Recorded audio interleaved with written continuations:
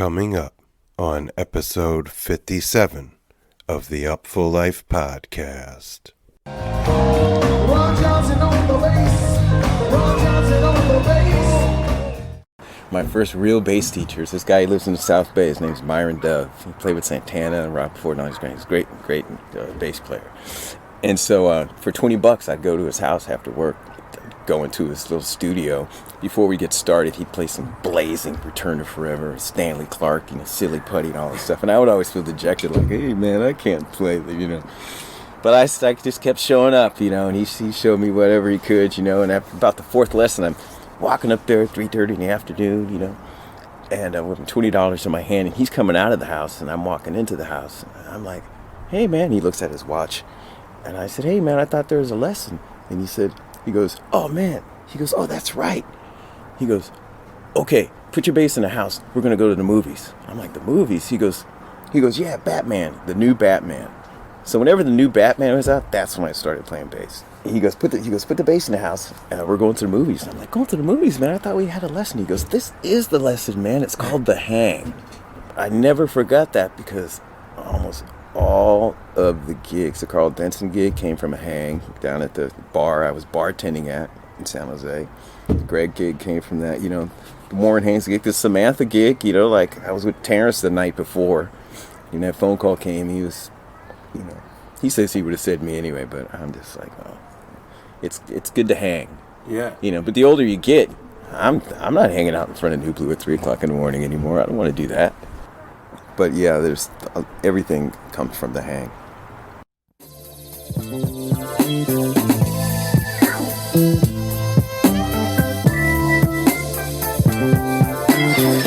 I'm a bozo. Oh, yeah, I thought you had it. You recognize it. I love you very much. Many people like him.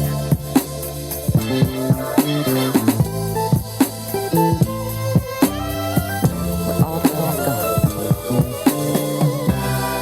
Let's drink a toast forever and ever. Let's drink a toast forever and ever. Yes, indeedy. Welcome to the Upful Life podcast. I'm your host, B. Getz, and this is episode number 57, coming at you live and direct from the Vibe Junkie Studios in Oakland, California. Like the God Rakim said, times is hard on the boulevard, but we're just trying to keep that funk alive for y'all. So grateful you are tuning in. Keep that funk alive, Bobble. Before we get started, and without a bed of music, I just wanted to take a moment as we're recording this in the aftermath of the terrible, abhorrent, unthinkable, tragic, yet somehow normalized school shooting in Texas. And it's very difficult to, put your mind and energy, focus into creative or artistic or even journalistic endeavors in the tailwind of such horror. I'm struggling with that myself. My heart aches. I don't know where to put the energy, so I'm going to put it back into the work, back into the pod, back into my communities. We all know whatever is going on, it's not working. It's getting exponentially worse. And one way or another, this darkness got to give.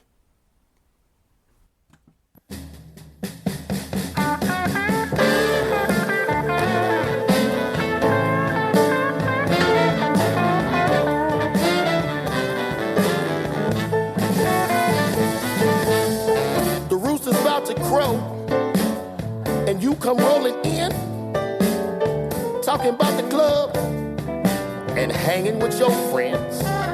Make a fool of yourself if you want to, but don't make a fool out of me. Yes, indeedy. And we're back.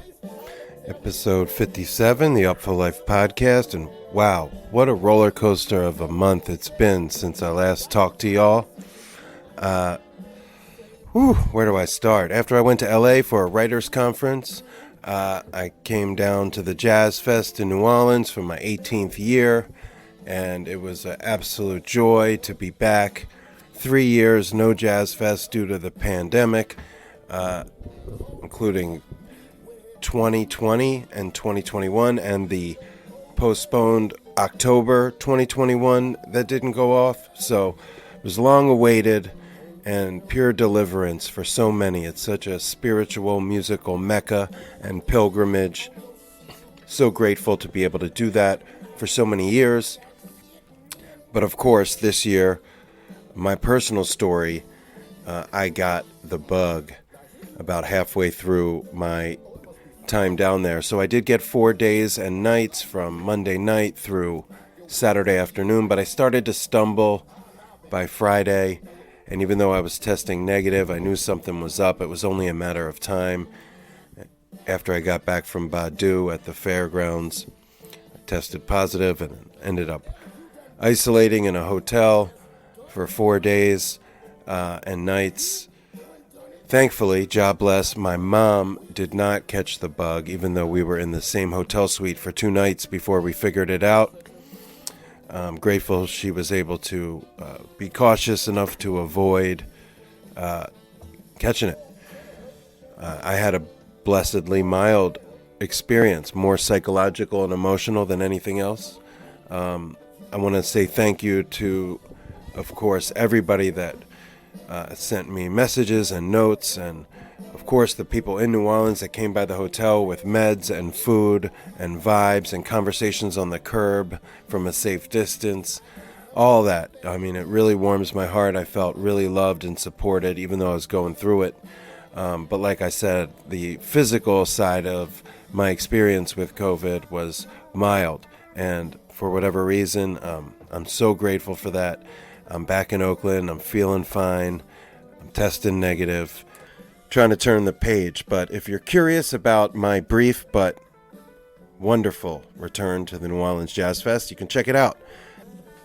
Blissful Blast Back to Jazz Fest 2022 is the name of the article. It's on Live for Live Music. You can also find it, like everything else, on upfullife.com. I want a special shout out, large up my man Randy Bears from Funk It Blog, who is my trusted attorney and a dear homie.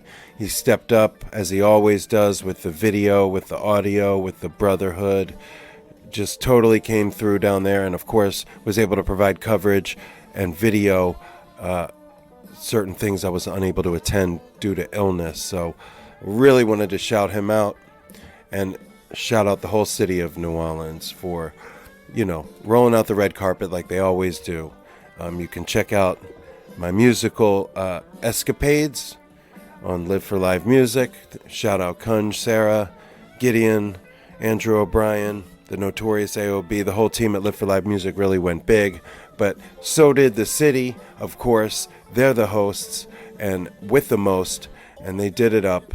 Just like my man Derrick Freeman and Smoker's World. You're hearing Hotel, the brand new single from episode 007, Derrick Smoker, on the Upful Life podcast. This is his new John. It's called Hotel, from his new album that's fixing to drop. It's called White Splain. And we'll have to catch up with him to hear more about that.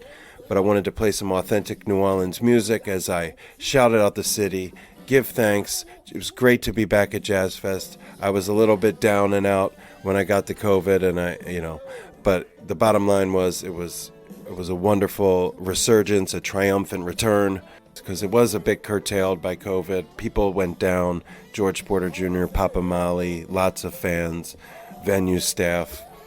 It's a whole lot.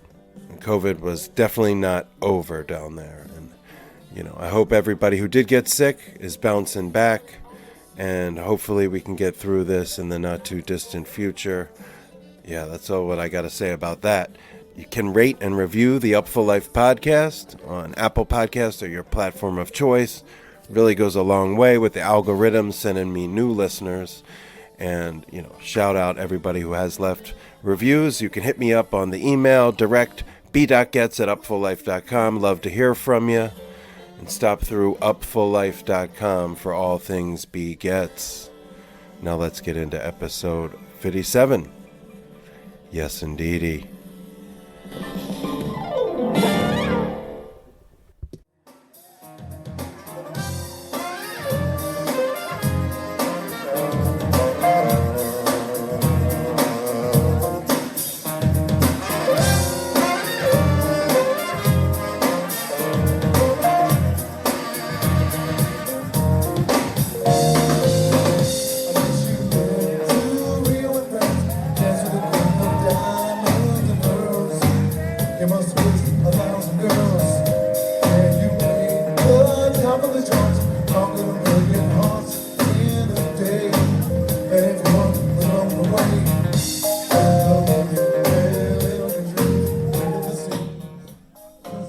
Yes, indeedy.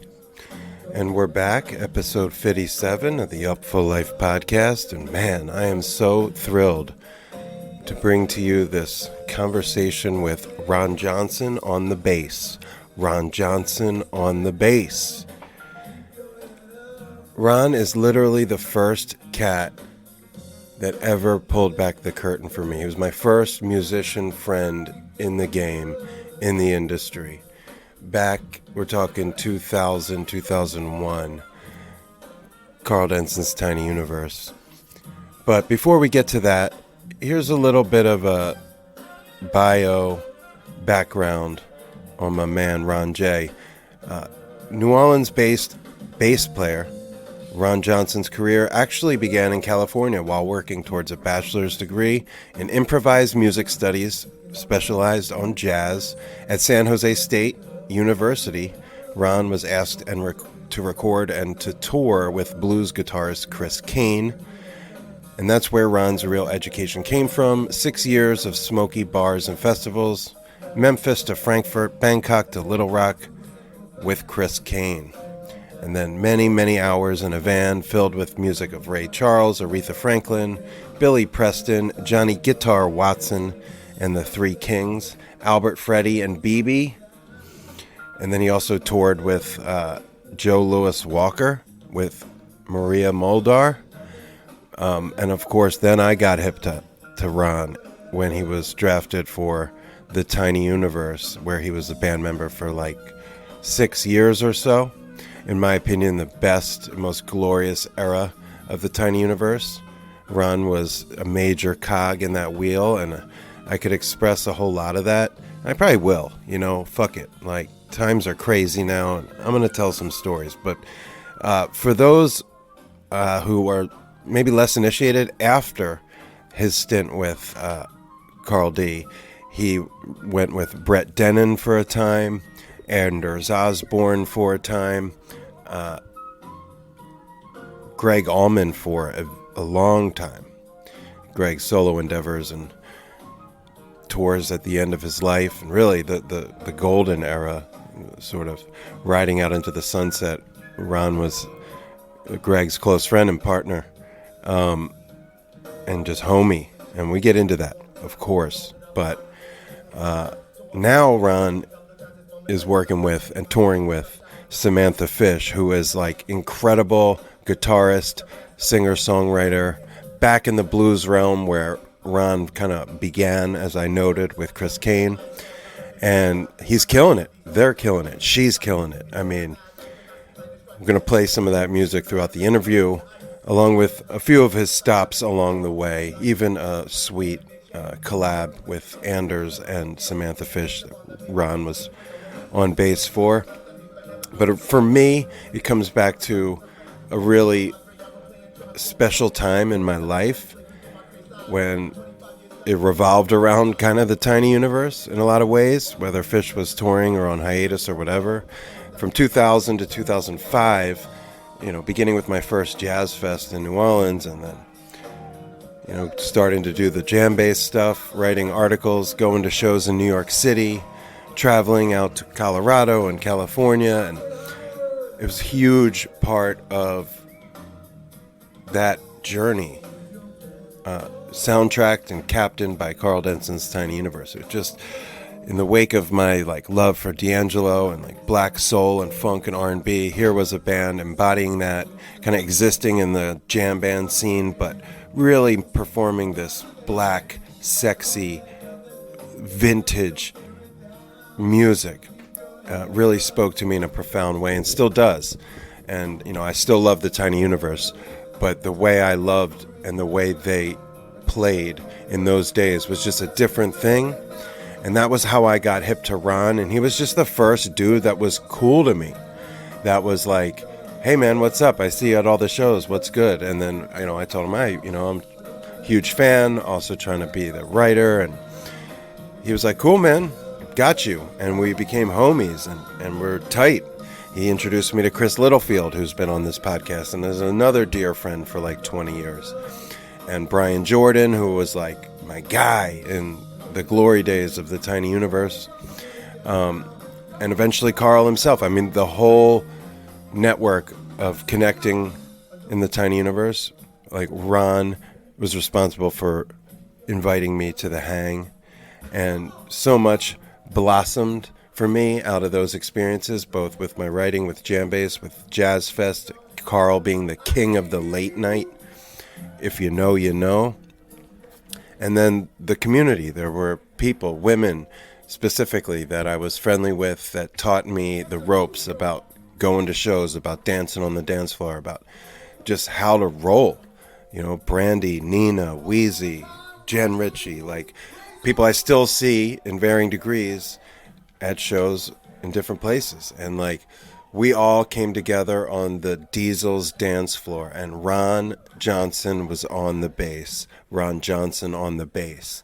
That's how Karl would always introduce him, usually in this sort of a melodic fashion, because Ron was the anchor to this just incredibly funky, sexy, earthy, vintage, black music that called to me in a profound, spiritual way. And we're listening to Keep Your Head Up from High Sierra Late Night 2003. My first High Sierra, neck deep in my passion and stannery for all things Tiny Universe. And Alfred Howard kicked that rhyme you heard earlier. He's been on the pod. And of course, you know, Kraz came through, Fareed Haq. It was an amazing night. Hold on, let's get the introduction.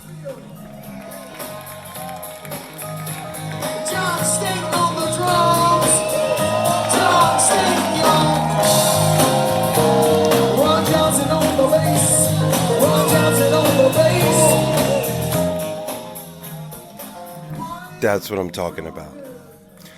Ron Johnson on the bass. So, long story short, after he left the band, you know, we kind of fell out of touch. We weren't nearly as tight. I'd see him around. If I saw a show that he was in at Fest or whatever, I'd write him into a story, but gone were the days.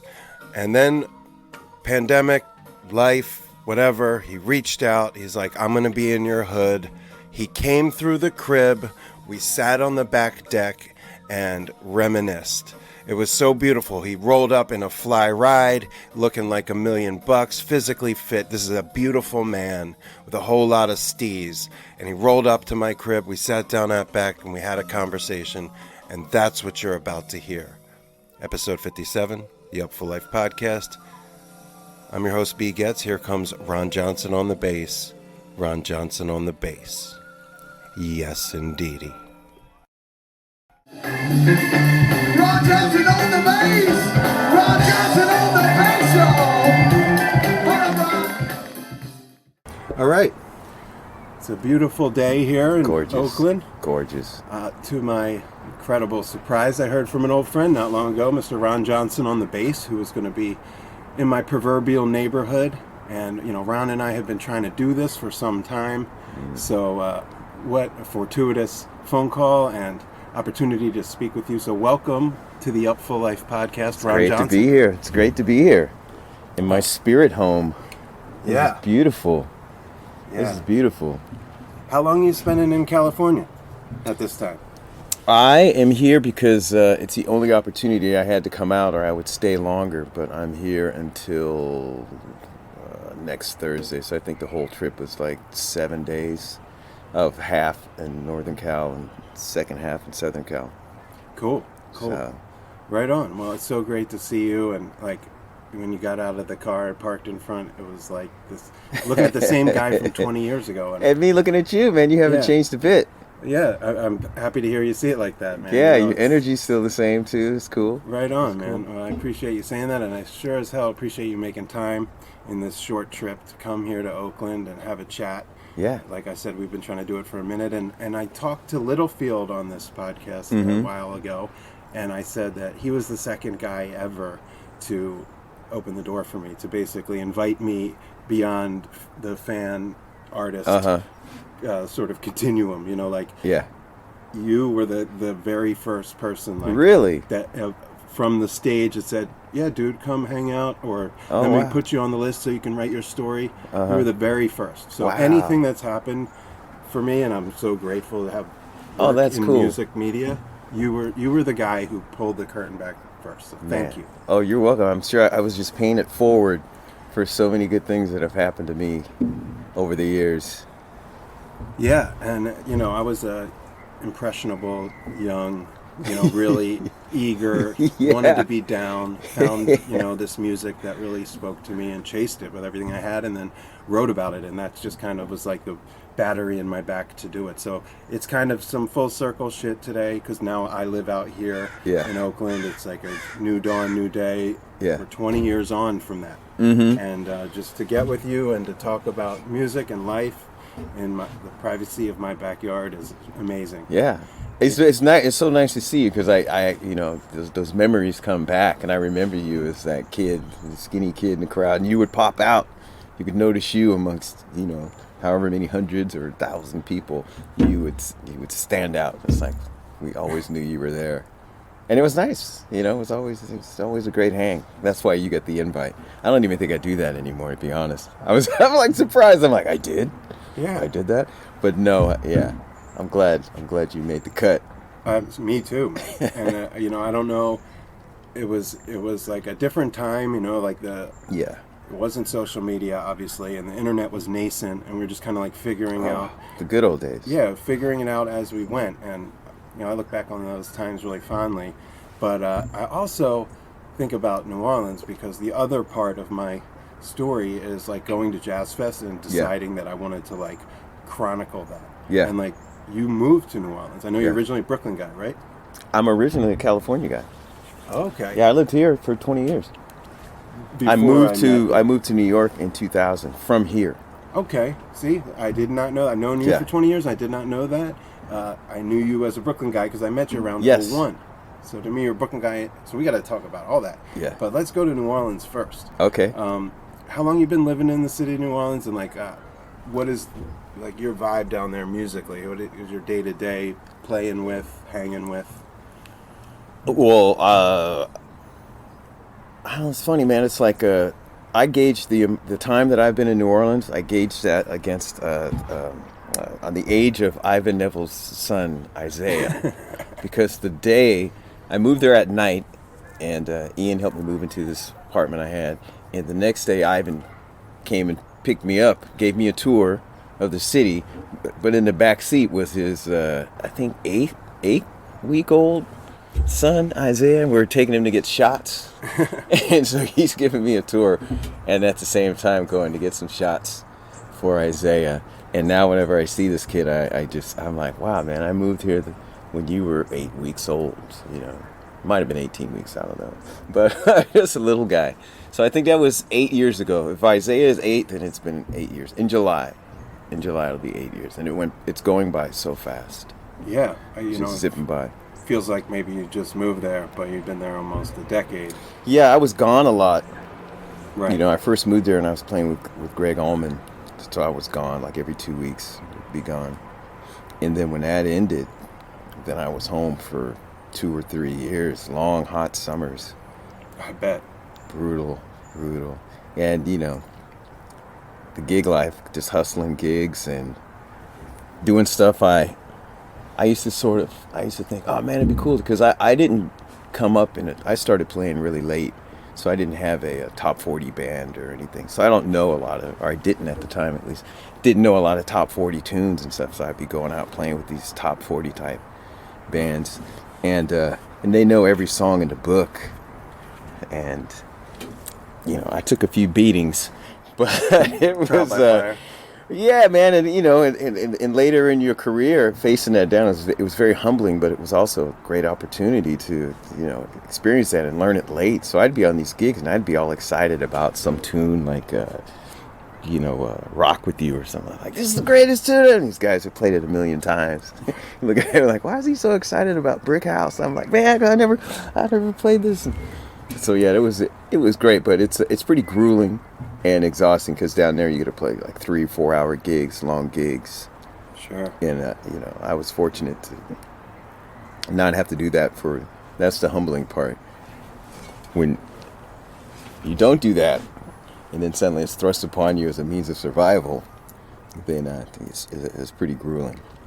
I bet, especially down there, you know, like music round the clock, and it's round the clock, and it's you know, a hard way of life, no matter how you live it down there. You know, people think it's all a party, and I think it's for some people it is.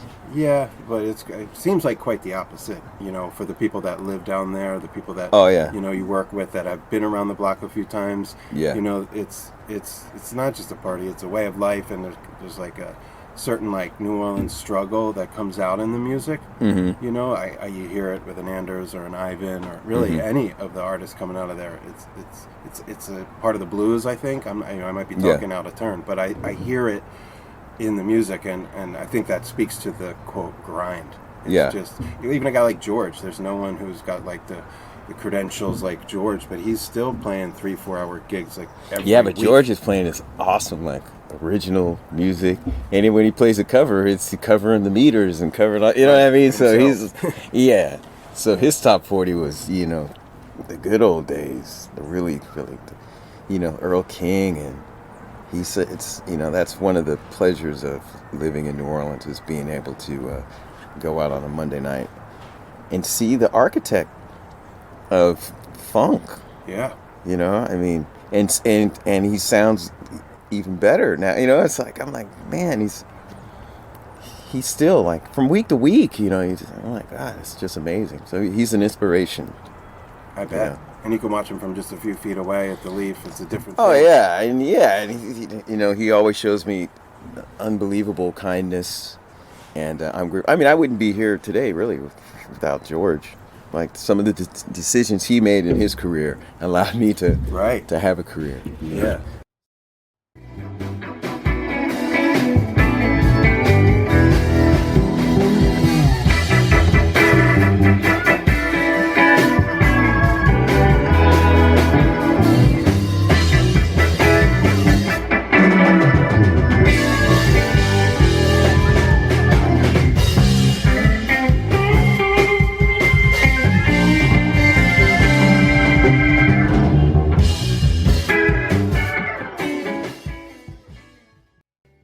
Start in the here now, because when we first tried to hook up, you were going to be out here with an artist, Samantha Fish, or did you guys end up doing? Oh, that's right. No, that went away. So we would have done this then. Yeah. But that kind of gave me a nudge to listen a little further. I realized she just put out the album in September, Faster. Mm-hmm. How did you hook up with her? She's a New Orleans-based musician, right? She's out of Kansas City, but she lives in New Orleans. Okay. Can't keep track. Yeah. So how did you hook up with her? Because you know, I was unawares until you kind of gave me the nudge, and really come to dig what she's up to. Yeah, she's great. I was when was it?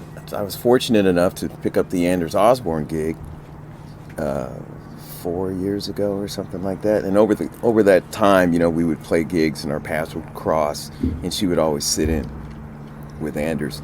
And so we knew each other, and during the 2020, the COVID shutdown, lockdown, whatever you want to call it, they decided to do some shows, but as a trio, and they were going to use Terrence Higgins as the drummer. So they asked Terrence who he liked playing with, and fortunately he said me, you know, and we made a great little trio and toured around the country during COVID. Lots of gigs in Texas, lots of gigs in Florida. And Sure. back when people are like, washing their cereal boxes and all that stuff, we're out there all masked up and, who's that guy? Did you hear that sneeze? Look at it, and just hyper alert. But we made it through. Yeah. We made it through. That was actually a pretty busy year. Terrence couldn't do the whole thing, so Doug Belote did some dates, and this guy Karl Boudreau did some dates. So it was a year of me playing with 4 drummers. And in that year, we were also hooked up with the current drummer, who's amazing, Sarah Tomac. So 4 drummers in 1 year. But I'm very grateful to Terrence for mentioning me because it's, I love it. It's great. That's awesome, man, that it came through sort of like you getting to know her from the Anders thing, because before I listened to her as an artist, the only really like firm frame of reference I had was this Anders gig from Jazz Fest that she sat in. You're in the band, Terrence, also for Ohio. Oh, no, that's Chad Cromwell.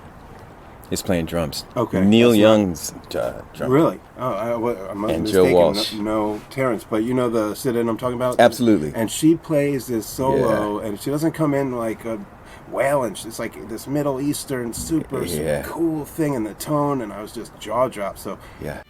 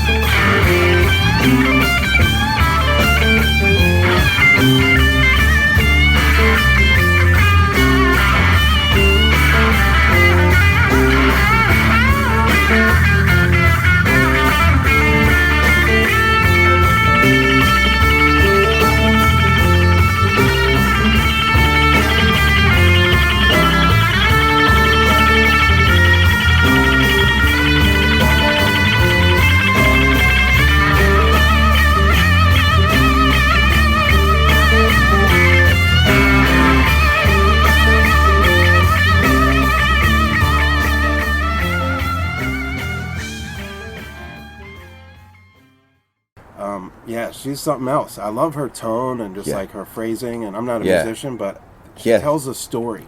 She's a melody generator. Yeah, Everything's just so musical. yeah. It's like very, very compelling, to listen to. So did you guys learn like the new album stuff specifically? Or did you have to get hip to? I guess she's got 4 or 5 records, right? So when you took the trio out, was it just the new stuff? Well, there was a set, but as a personal rule, I try to learn deeper in the catalog stuff, just to save myself time when the inevitable, like you go way down the YouTube rabbit hole and you see all the live shows. You go, oh, she played that tune and she played that tune. So I'll learn that tune even if it's not on the set list. And I'll make a little chart of it and keep a book. Basically, I just build a book for every artist that I play with, and I try to make it as thick as possible. Because, once you learn the songs, then what else are you going to do? You're a musician. You got a job to do. You know what I mean? So if I learn all the songs, the next day at work, I find something else to do. And it all applies to the artist that I'm working with. And then, somebody throws a tune at you, you're not scrambling to just pull it up and learn it a lot quicker.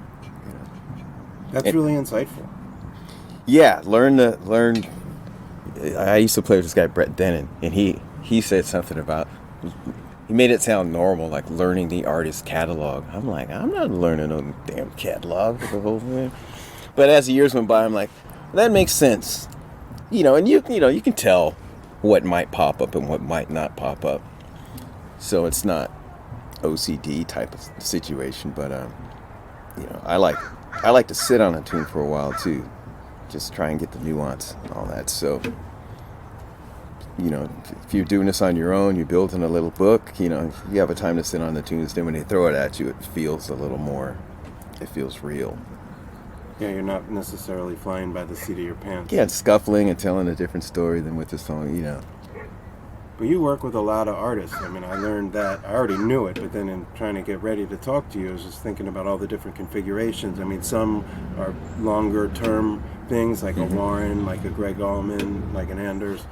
And then some are, you quick hitter with the Steve Kimmock. I remember you did something with like ALO. Oh yeah, that was great. Monsoon, right? So you've been a guy that's like been tasked with kind of getting up to speed and It's interesting to hear that that developed into sort of this methodical, like, It building came out of books. that.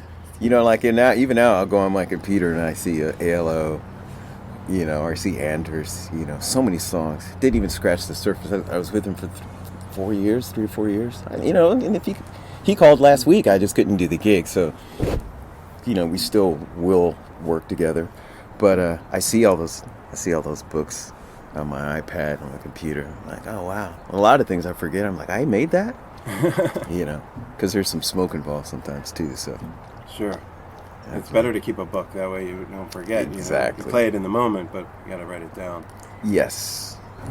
You mentioned Gregg Allman, and that's something that a few people that I reached out to, I do that with any guest. Like, I'm having so-and-so on the pod. Yeah. What should I ask? A couple people said Gregg Allman stuff. And I remember you wrote a really stirring tribute to him. Oh, when he in the passed. wake of his passing. Yeah. It shed a lot of light of, like, the nature, not only of your relationship, but, like, the reverence you had for me as this, like, iconic, like, musical force of nature. Yeah. Tell me how you hooked up with Gregg, and how does that relationship take shape? Young you, Gregg in his, like, final act, and that connection. That's another one. Like, you can trace it all back to George. You know, like when George decided not to do the Warren Haynes Band tour, he's on the Man in Motion album, Right. but he decided that he wasn't going to do the tour. And when I first even heard that there was a Warren Haynes soul band, I told his manager Jay Bow, I said, "Hey man, if he decides to tour it, give me a call." I said, if George doesn't want to do it, not even knowing George was on the record, I just assumed, I'm like, he's the most logical guy. So as a joke, I'm like, you know, if George doesn't want to do it.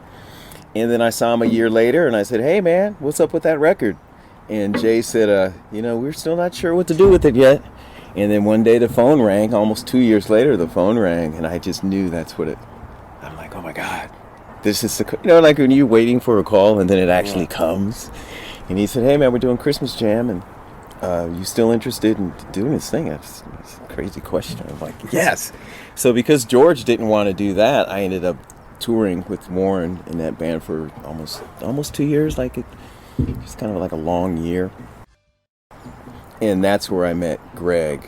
The first gig with Warren was the pre-jam for Christmas Jam. And so we had this little all-star thing going on. So the first gig with Warren was Terrence and I supporting Gregg on keys, Steve Miller on guitar, Warren, and somebody else. Because I remember Warren in the hallway. He goes, "So you guys, you're going to be playing for Steve Miller and Gregg, and is that, you guys cool with that?" Yeah. And I just, you know, it's like, just no matter how you're feeling, nerves and all that stuff, you just got to power through it. Because if you're not going to do it, somebody else is, so why not be you, you know? So. Again, trial by fire. Trial by fire. So yeah, I met Gregg, and then people would tell me, he's like, "Man, Gregg really liked how you played." And, you know, Farmer, Warren's a guitar tech, rest in peace, Farmer. Yeah. He's like, "Man, Gregg said he's going to get you. He's going to get you." And we ended up doing another gig during the Warren Haynes Band time, benefit, and it was Peter Frampton was on that gig. So we're playing, and Gregg was on the gig, so Gregg and Peter Frampton were on that gig, and I walked past Gregg, and he kind of pinched me in the arm, and he kind of mouthed the words like, "I want to get you, I'm going to get you," and I'm like, he's just being whatever, being nice. And sure enough, the phone rang a few months later, and this is a trip, and most of my gigs have happened this way. At the time, this great keyboard player in New York, Ben Stivers, was on the Gregg gig, and the night before I was at New Blue. You know New Blue? Sure. So I was at New Blue, was hanging out, and Stivers was there, and we were I think it was Aaron Johnston, maybe Jesse Murphy, I don't know, but we were hanging out in front at, of course, you know, 3:00 in the morning, you know, talking, and I was living in Brooklyn, and it was late. Stivers said he'd give me a ride. So he gives me a ride out to my crib, and we talked, and it was a good hang. And the next day, they had a meeting, I guess, the Gregg Allman Band. Stivers was there, and they were talking about getting a new bass player. Because I met him the night before, I was on his mind when he said, oh, what about this guy, Ron Johnson? And so they went down a YouTube rabbit hole. They actually saw me playing with Gregg, and they showed Gregg and said, how about this guy? And he's like, oh man, he goes, yeah, I mean, give him the gig. So I got that gig because Ben Stivers happened to be thinking about me during that meeting. Because you had that hang. Because in all my gigs have come from hangs. As a matter of fact, if I don't want to I feel like I'm taking up all the conversation here, but no, it's your talk. Okay, let me say my first lesson. Not my first, but my first real bass teacher is this guy. He lives in the South Bay. His name's Myron Dove. He played with Santana and rock before. Now he's great. He's a great bass player. And so for $20, I'd go to his house after work and go into his little studio. Before we get started, he'd play some blazing Return to Forever, Stanley Clarke, Silly Putty and all this stuff. And I would always feel dejected, like, hey man, I can't play, But I just kept showing up, and he showed me whatever he could, and after about the fourth lesson, I'm walking up there at 3:30 in the afternoon, and with $20 in my hand, and he's coming out of the house, and I'm walking into the house. And I'm like, hey man, he looks at his watch, and I said, hey man, I thought there was a lesson. And he goes, oh man, oh, that's right. He goes, okay, put your bass in the house. We're going to go to the movies. I'm like, the movies? He goes, yeah, Batman, the new Batman. So whenever the new Batman was out, that's when I started playing bass. The Prince Batman? No, the Batman with Michael Keaton. The first Batman. Okay. And so he goes, put the bass in the house. We're going to the movies. And I'm like, going to the movies, man? I thought we had a lesson. He goes, this is the lesson, man. It's called The Hang. And I thought, okay, so I go to the movies and I fall asleep, in the movie. But I never forgot that because almost all of the gigs, the Carl Denson gig came from a hang down at the bar I was bartending at in San Jose.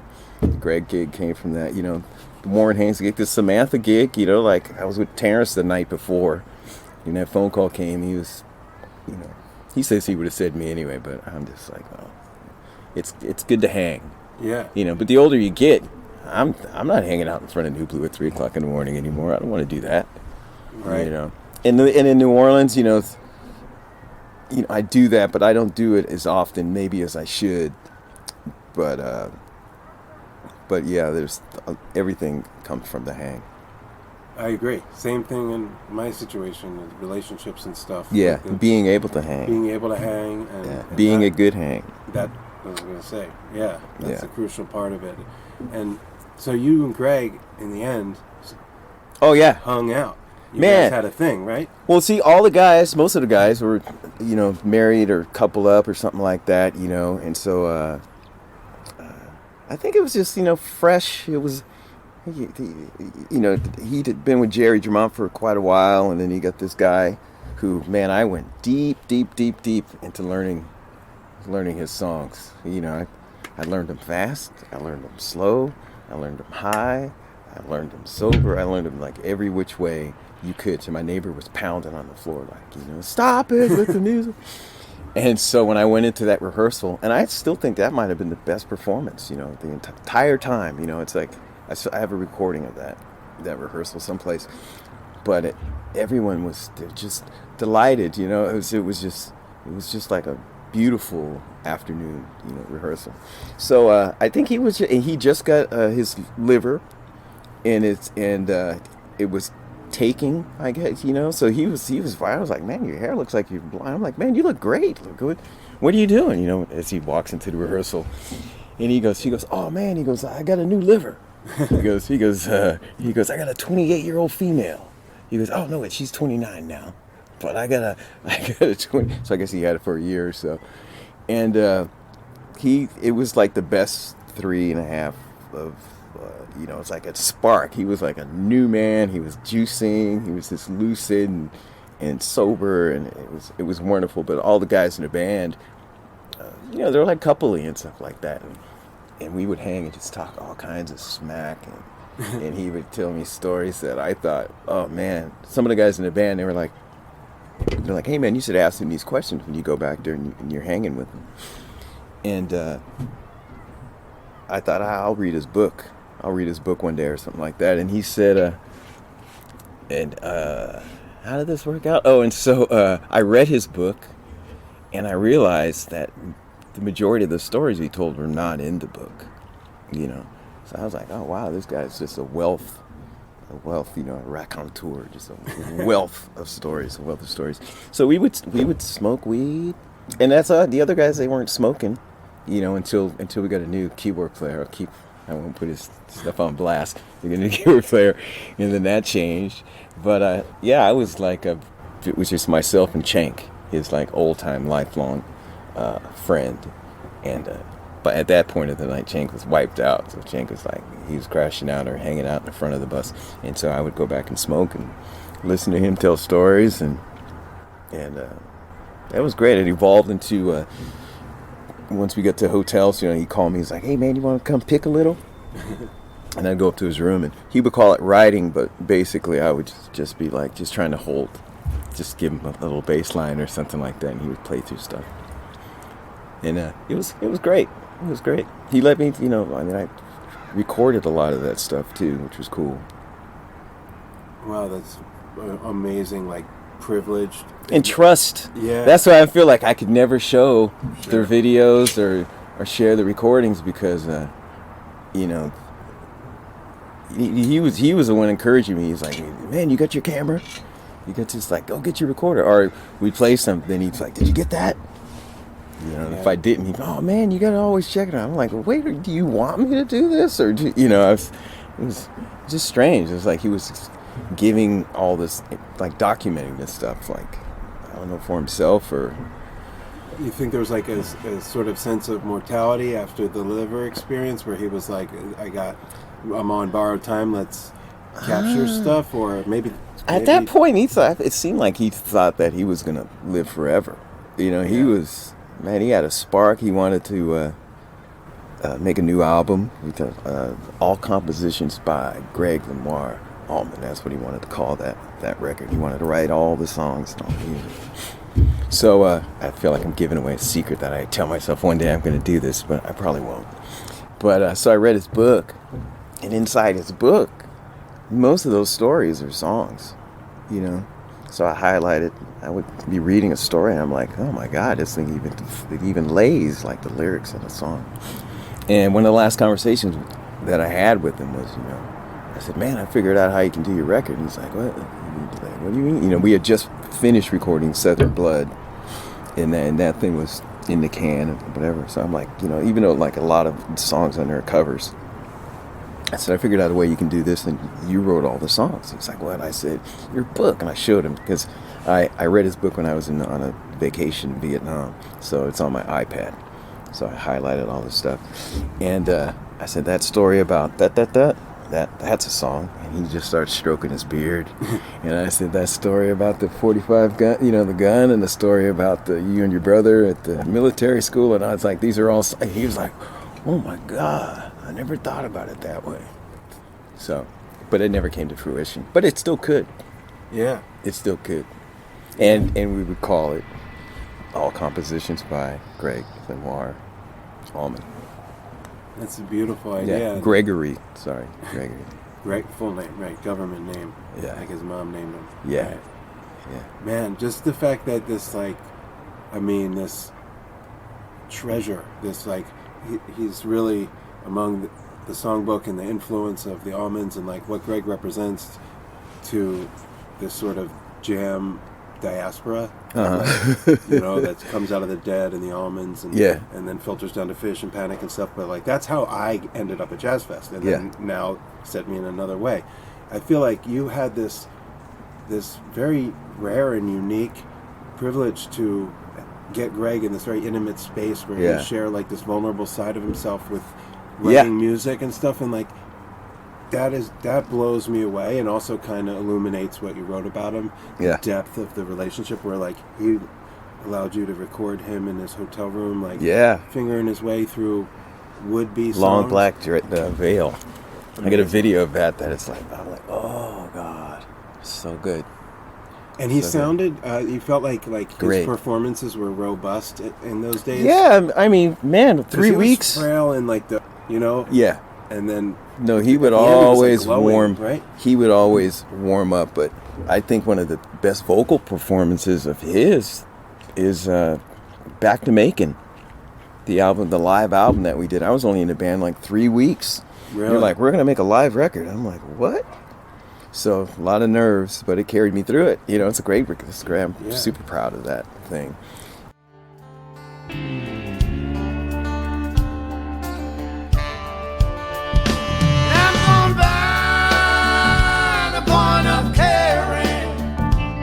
Some old bed I'll soon be sharing. I dropped one more silver dollar, but I'm not gonna let them catch me, oh, not gonna let them catch the midnight rider. Well, I'm not gonna let them catch me, no, not gonna let them catch the midnight rider.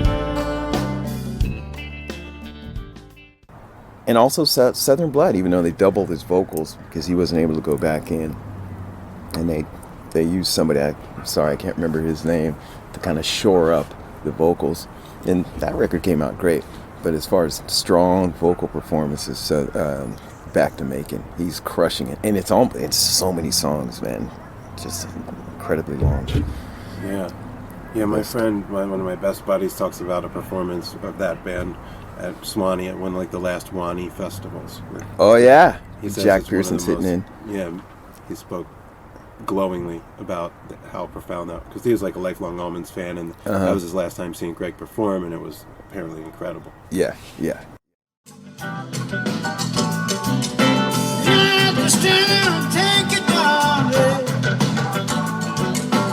Oh, for loving you. Myself in sorrow, so I don't give up to gone. Nothing seemed to change. The bad times will stay the same. Oh, can't run.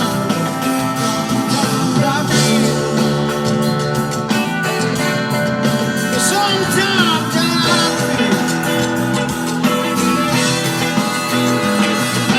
feel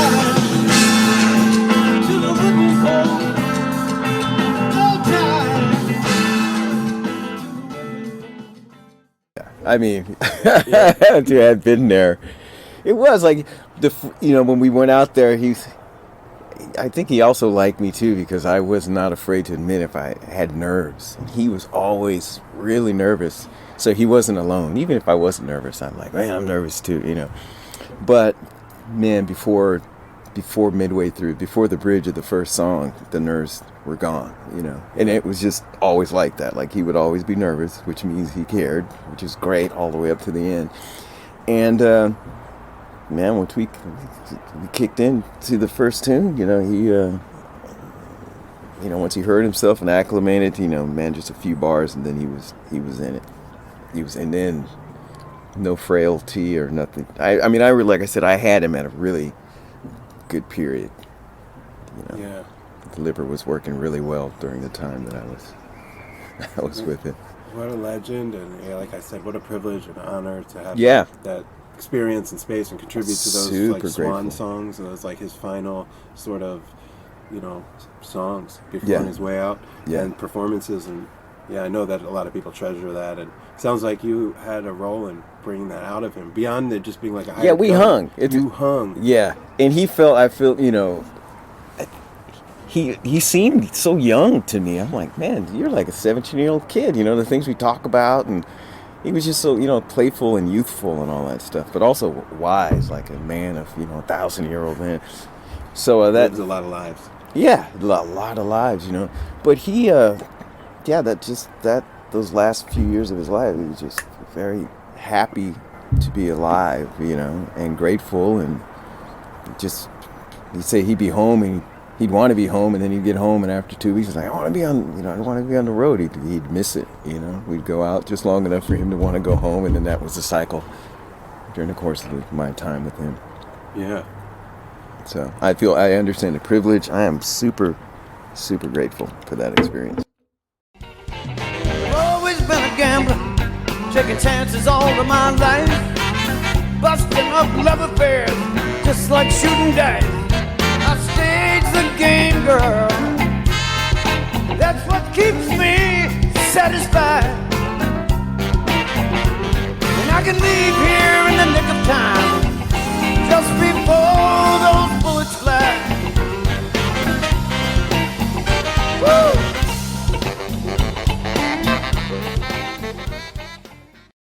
Thank you, Shows George. And you can hear. Yeah. I'll trace it all back to George. I love that. I love that. And when I think about like different artists that you collaborated with, contributed to, I come back to this one show I saw where you were doing like a version of an early Nigel Hall band. With, Okay. With Nikki and with Schmeens, and you yeah. played the North Star Bar in Philly. Oh yeah, you And were there? Oh yeah, that's when I was back living in Philly. Yeah. Oh, okay. Yeah, I might have even written it up, but I can't recall. But I definitely was there. Oh, that's cool. But I was going to say, so the connection with Nigel, because we've had Nigel on the pod, obviously we're big Lettuce fans, SoCal Live, and of course Nigel's records. Mm-hmm. But you've been with him in a variety of incarnations. So with regard to the Warren Haynes, like Man in Motion band, Yeah. not the record, but that band with Yeah, Alicia live, yeah. and Terrence, man, I saw some great ones. I remember you guys did like Pretzel Logic by Yeah. Steely and Yeah. Sam Cooke, Change Change is Gonna Gonna Come. like stirring versions with the vocal harmonies.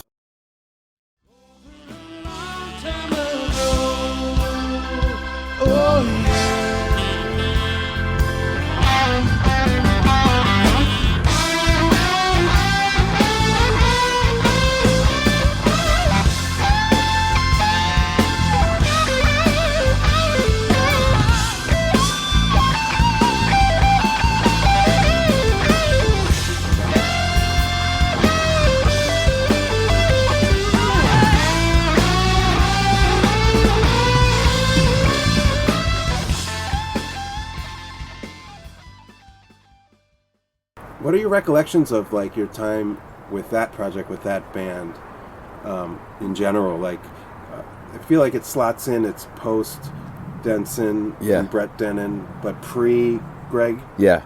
Okay. Yeah. It's like a blur, or it was out like a long period when you. No, we did a lot of we did a lot of traveling during that time, and it felt like every gig was a big gig. You know, every gig was just felt like every gig was a big gig. So it's not a blur. You know, it was great. It was one of the best. I think it's the best gig.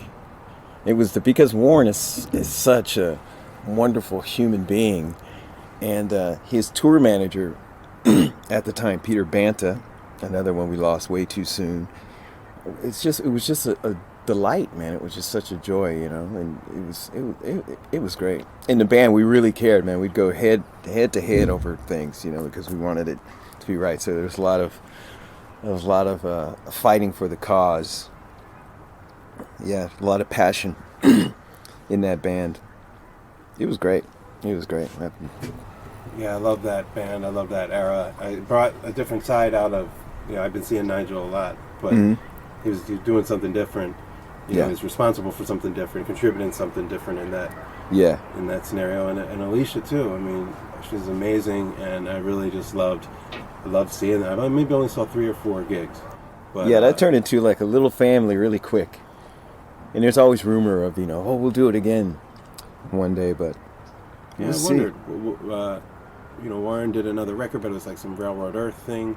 Yeah. You know, he hasn't put the Warren Haynes Band back together in a minute.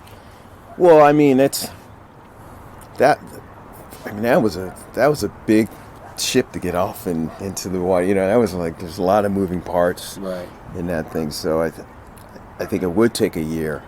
It would have to be like a year's worth. It could, you know. I mean, I'll do a one-off. Right. You know, if you want to do a one-off, Warren, I'm down.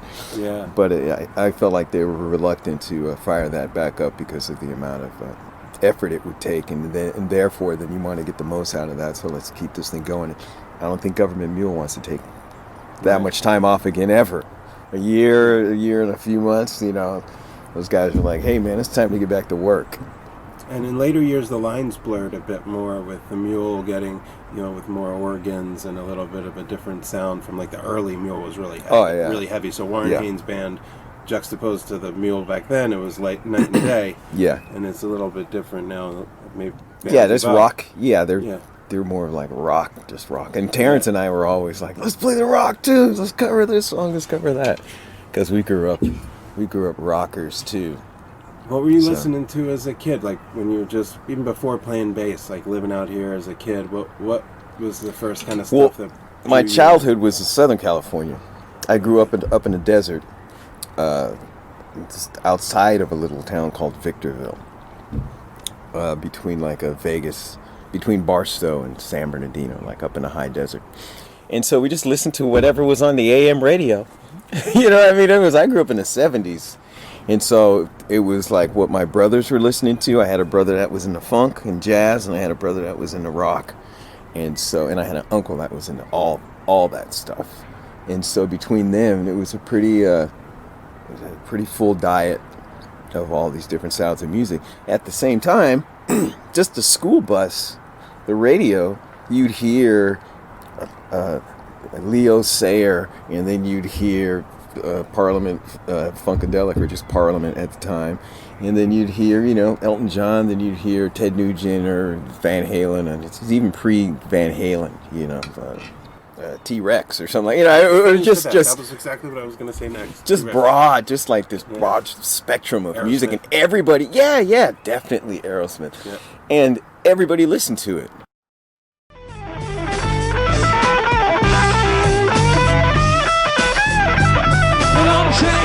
I met a dame, she rather handsome, I kind of looked the same, she was pretty, from New York City.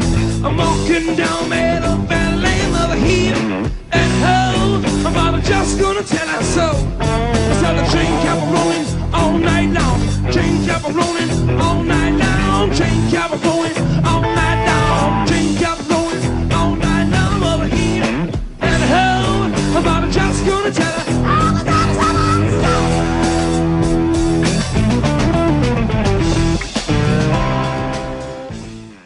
I hope this isn't diversion, but I see these people's like, we have a funk band, and I'm like, yeah, it's cool, it's like you play funk music, but are you funky? Like back then, everybody was funky. It was like the culture, the cartoons on Saturday morning were funky. Everything was just, for the way people dressed was funky, and you go to the store and the guy behind the counter was like the funkiest guy in town. It's so cool. So to me, it's like, when I see these bands playing funk music, I'm like, well, the music is funk, but the vibe is not.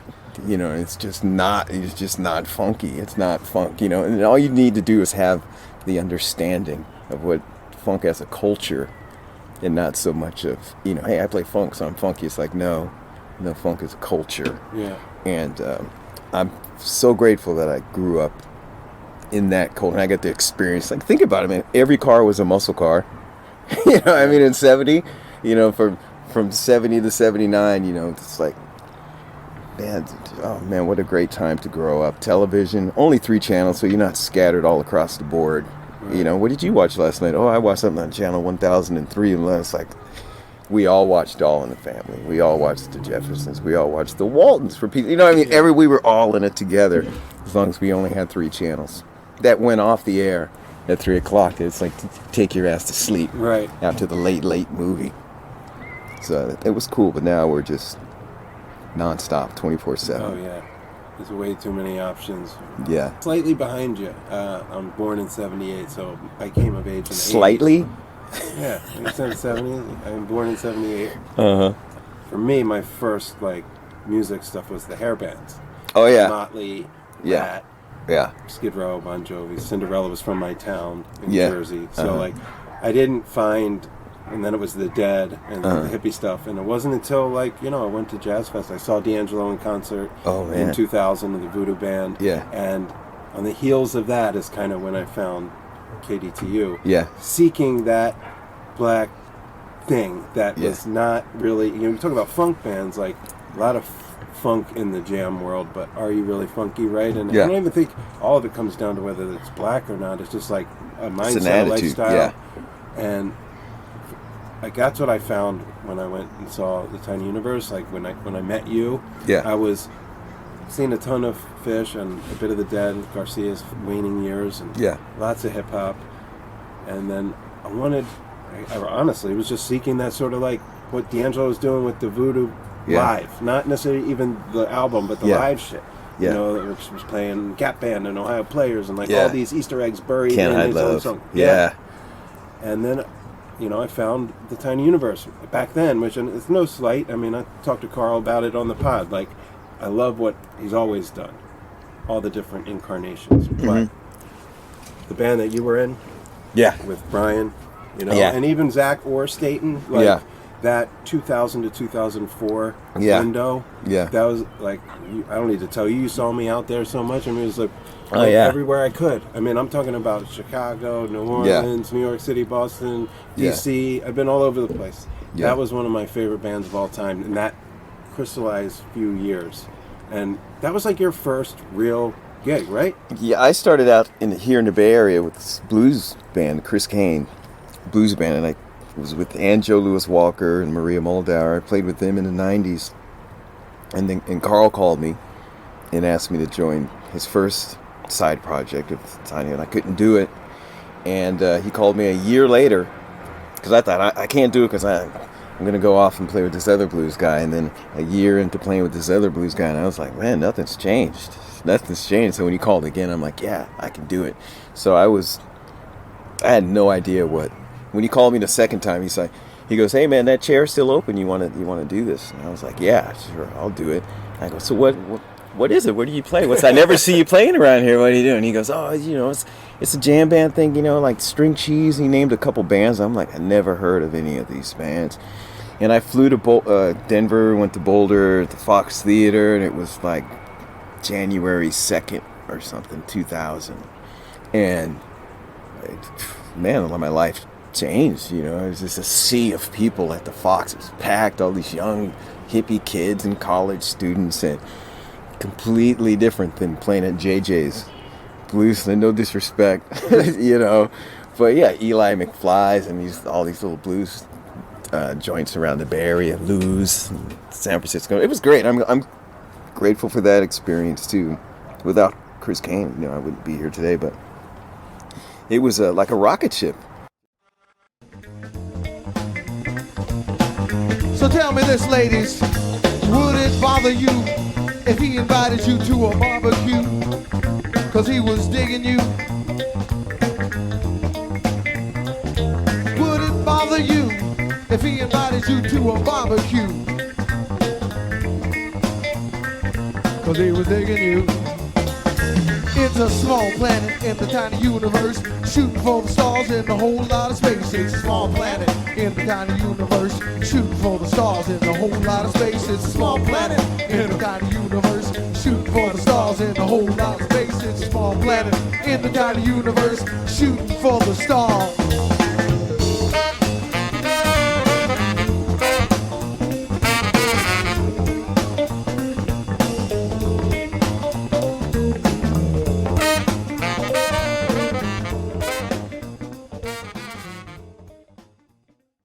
Gig. It was like you said, that golden age of not just Karl's band, but a lot of bands. That period up until like 2005, I think 2009, really. Like all the jam cruises, Right. all the festivals, like Bonnaroo, The original Langarada, Wakaruth, or whatever. You know, like all the original things. Voodoo Fest. You know, the lineup for the original Voodoo Fest is light years different than what it is now. So to had been a part of it, like I'm gushing about how great it was to grow up in the 70s, it was kind of cool to grow up and jam during that period as well. It was like this coalescing of worlds. So a lot of us, you know, like you look at it, you see hippie kids, whatever, we came from whatever the Dead or Fish, but there was like references, I guess, in the music that made us seek out other stuff. So like the Grey Boys were like a landmark, right? Yeah. And you know, Soul Live was another band that was kind of like opening a portal to yesteryear, but doing it in the now. Yeah. And then there was a thing with the Tiny Universe. There was like a really soulful, like sexy thing that I didn't find anywhere else.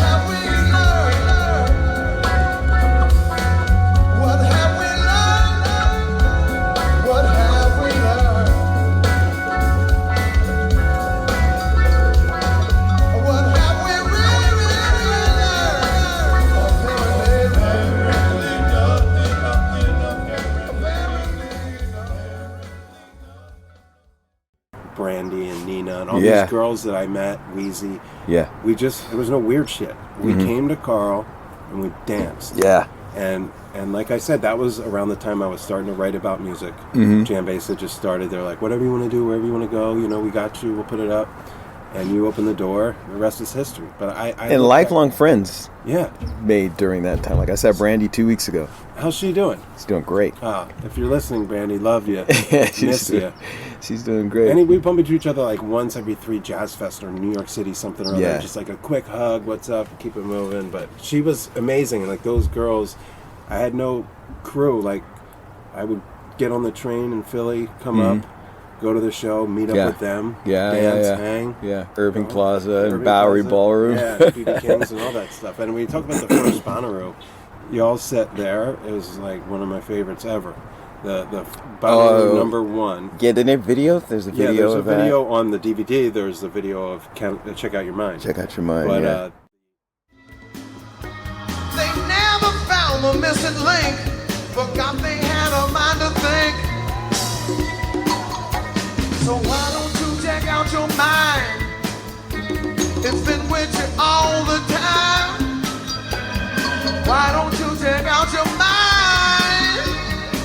It's been with you all the time. Check out your mind. Check out your mind. Check out your mind. The whole show is available on the archive, and it's like our show. Yeah, you can listen to the.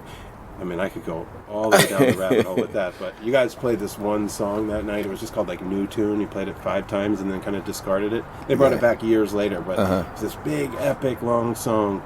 The debut of it was at Bonnaroo. I think that's it's on the set list. Orpheus. Now it's called Odysseus. Right? Odysseus is Metamorphosis or something like that. Yeah, but everybody contributed a part. It's so great at the Bonnaroo show specifically. Yeah, I mean, I still go back. If I'm putting on the Tiny Universe, I'm usually listening to the old stuff. Sometimes I listen to some of those old shows. You would never know you were like seat of your pants in it. Like, I was. But you don't. We didn't know it. No, and that's a good thing. Yeah, and I think that's like saying like me moving to New Orleans. The people that I met during that period, because we used to play Jazz Fest. We'd have the late show at Tipitina's and all that stuff. Lenny, Melvin Sparks. I made friends then that when I did decide to move there, they still think about it or talk about it like it was yesterday. So I was welcomed, and I'm grateful that I wasn't an asshole, and I still have good friends, that a community in New Orleans that traced me back 20 years. It's not like I just moved there 7 years ago. It's like I moved there 22 years ago. Yeah. So. Yeah. I remember when the first time, or as far as I knew, the first time that Ivan sat in with the Tiny Universe was at Irving Plaza, and he called him by the Igor. wrong name. Yeah. You were there, dude. I can't believe that. I'll never forget it. I can't believe that. I thought I was the only person that remembered that. He's like, Igor. Please welcome Orrin Neville on the organ, y'all. Orrin Neville.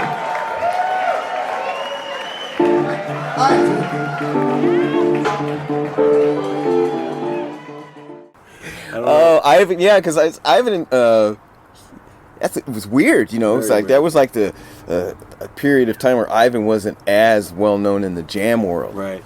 You know, he was living in New York, and I was such a huge fan of the Expensive Winos. As a matter of fact, I have a ticket stub from the Kaiser Auditorium. My brother and I, on the corner. Yeah, my brother and I, we were on tour with the Expensive Winos, you know. And so I was such a huge fan of Ivan for so long that when he did pop up one day, I was like, "You're Ivan Neville," and we just kind of just became, you know, friends or buddy, you know. And he started sitting in, or I'd have to go to Karl and say, "Hey man, can Ivan sit in?" You know, he's like, "What? Who?" And I'm like, "Ivan." And do a quick rundown, and so that was probably the first time Ivan sat in, and Karl got him Igor. Yeah, it's on the archive too. You can actually hear it. Really? And at the end, he corrected you. That was me whispering in his ear. I'm like, dude, it's Ivan. Oh, that's funny. That's funny. Yeah, Ivan is they're crushing it. Yeah, you have a interesting and long musical relationship with him. I mean, the Expensive Winos is like a whole nother lifetime for him. I mean, you know, he's gotten sober, he's gotten married, had a kid, and now he's got the Dumpster Funk thing, which has been going on for years. But you work with him in different contexts, right? Like in an Anders thing, or yeah. Obviously, the connection goes way back to the was that the night you met him, the Urban Classic thing with the Tiny Readers? Either there or someplace in New York. I mean, every time we were there, and we were there often, you know, Ivan would be there at that time, and he would sit in, or we'd talk or hang or something. You know, it was just mellow. And I had lived in L.A. in the '80s, and so we had things in common. There's a little hangout spot called Cat and the Fiddle, Sunset, I think it is. And so we had things in common. So yeah, it was good, but. Ivan also was in, he's on the Warren Haynes Man in Motion album, you know.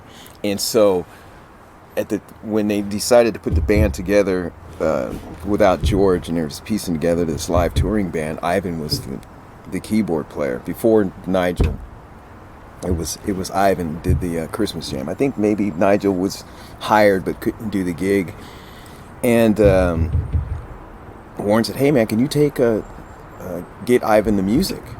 You know, I said, yeah, I'll get him the music. So Ivan just happened to be in New York, and he goes, "Yeah, man, you know, bring it over to such and such studio." He gives me an address, you know, go over there with a CD of the songs we were gonna do, and hit the buzzer, and they buzz me in. I walk in, and boom, there's Keith Richards. There's Steve Jordan over there, sitting there. You know, Steve's like, "Hey, what's going on? You know?" And I'm like, "I see Keith Richards." I was like, "Whoa!" I go, "Man, I just finished your book," and he's like, "Oh, brother!" He gives me a hug, and I'm like, "It's crazy." And just, I don't know what was said in the next 10 or 15 minutes. I just know it was like, "Okay, man, I'll see you later." Dropped off the music, then boom, I was back out on the sidewalk of New York, and it was like, did that just happen? It was really a trip, you know.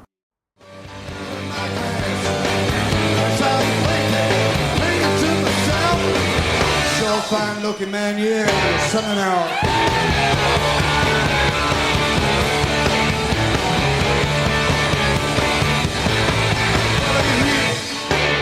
Wait and see.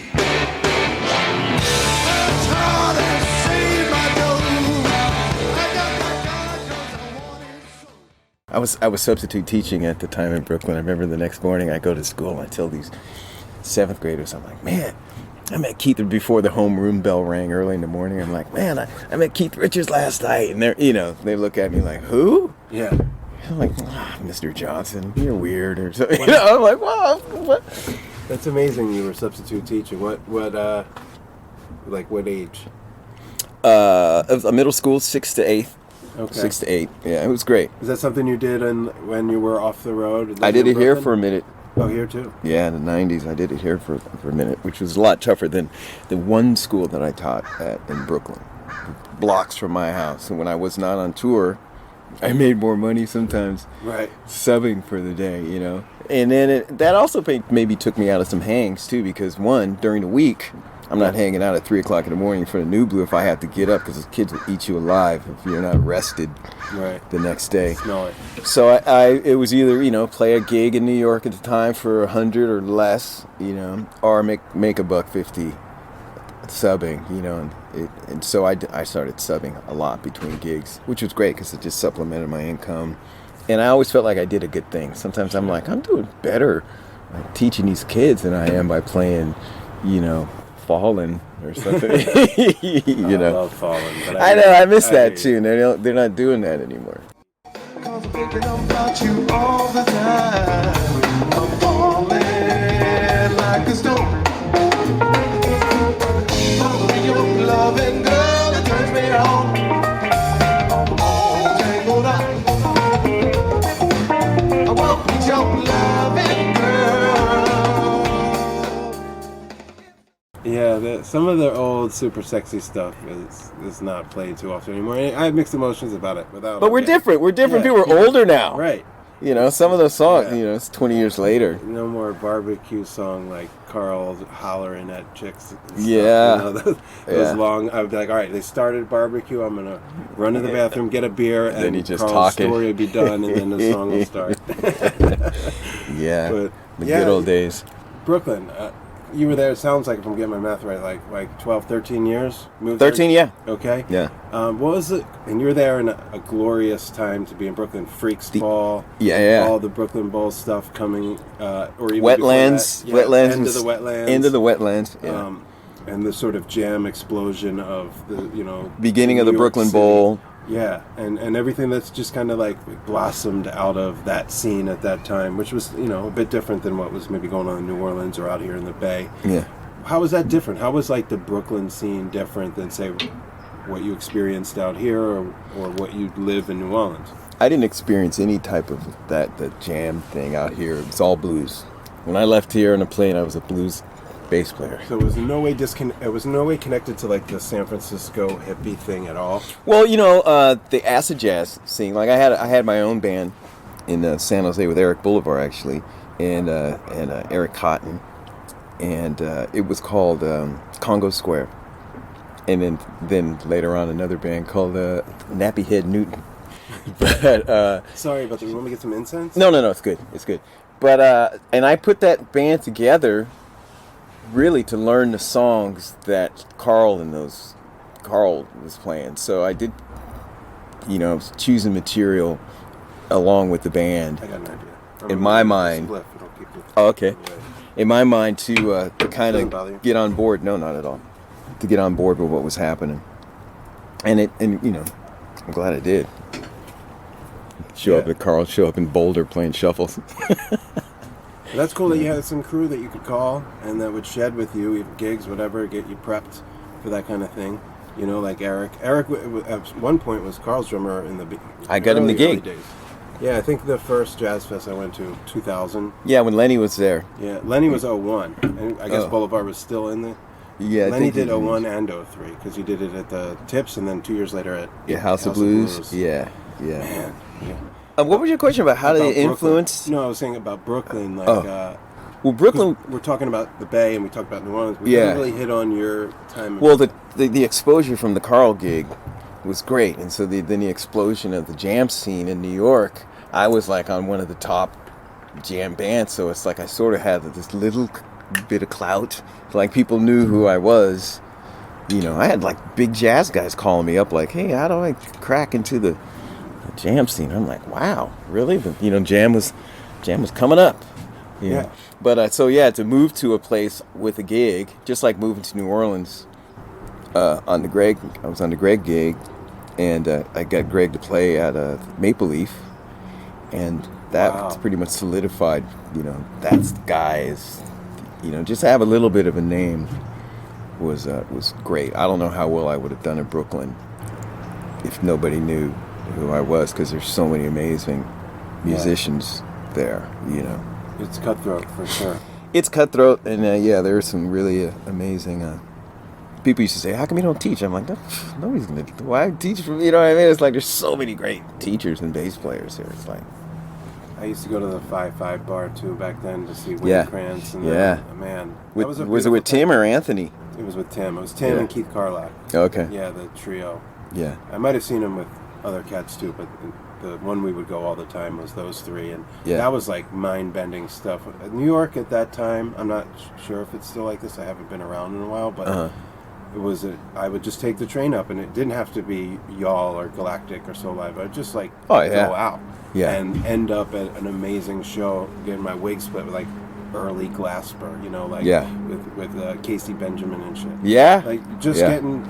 walking into those type of experiences, green, not really, Yeah. you know, a hippie kid, you know, with some joints and like a good attitude, and walking out like, what did I just see? Yeah, yeah. And I don't know, maybe you get older, you get jaded, or you've seen a lot, but I'm still like You've seen in a lot. search of that. Like when I'm out the door to go to a show, I'm Yeah. in search of, you know, walking out of the show with that sort of like overwhelmed feeling like I just got blessed. Yeah. You know, and I think in my experience, I get jaded a little bit for some years because I was going out so much, writing so many articles, and then it all got taken away Yeah.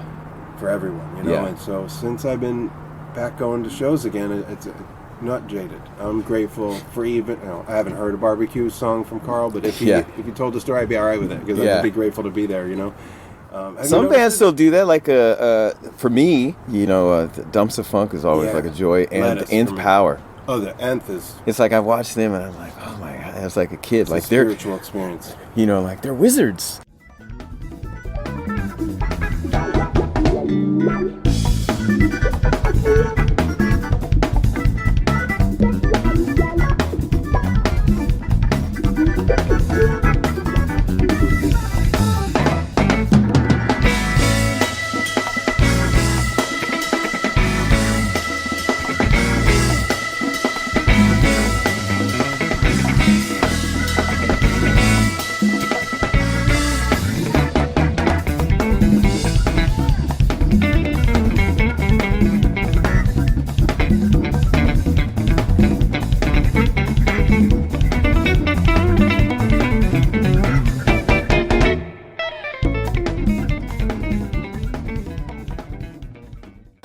You know, it just doesn't seem, you know, just grooving so hard. I'm like, wow, man, these guys are wizards. Yeah, it's inspiring. They're a unicorn band. Like there's no one really that's doing like sort of like gospel soul rock.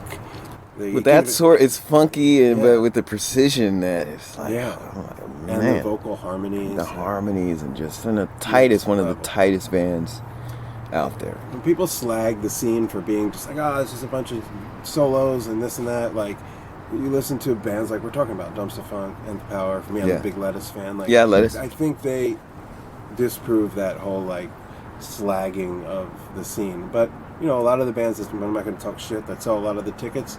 It's a big tent. A lot of people can fit under it. Oh yeah. And then they end up finding, whether it's Nth Power or Samantha Fish or just more what I'm looking for. And those are the type of shows that I have the experience walking out with my head in my hands like, holy shit. Yeah. You know? That's the way to lead the show. Yeah. I'm still chasing it. I'm still trying to like spread the gospel. You know, I think the Nth Power is an amazing example of a band like that. Yeah. And they've gone through a lot, you know, a lot of changes. I just had Weedy on, you know, he was in the band for a while.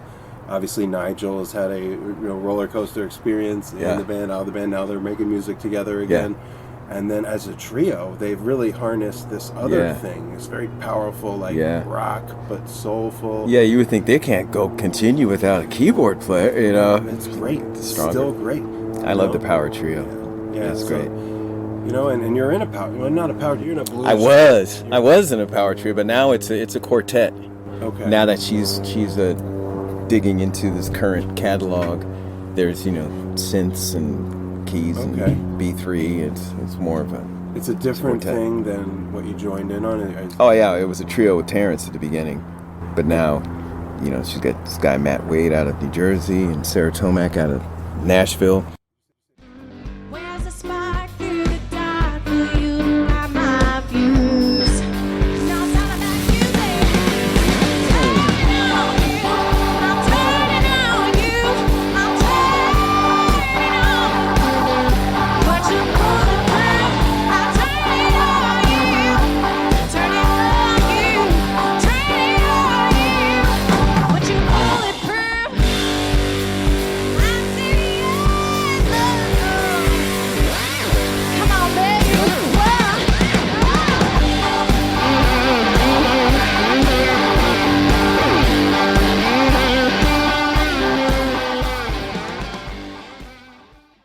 You mentioned Weedy. It's like that's the cool. Living in New Orleans, like Weedy and I. There's so many great bands. Like I used to play at Brooklyn Bowl all the time. It's like I'd be the bass player on these little super jammy things. But in New Orleans, those super jammy things are Nigel and Weedy, Ivan, and it's Yeah. New Orleans is a great place for that.